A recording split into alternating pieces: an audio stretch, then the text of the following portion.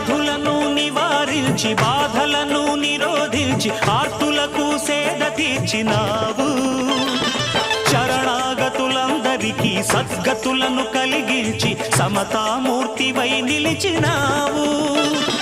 వ్యాధులను నివారించి బాధలను నిరోధించి ఆర్తులకు సేద తీర్చినావు.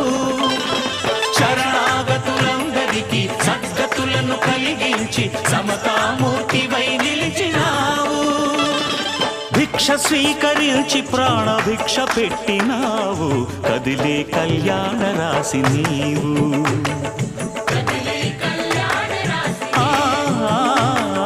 కదిలే కళ్యాణ రాశి నీవు.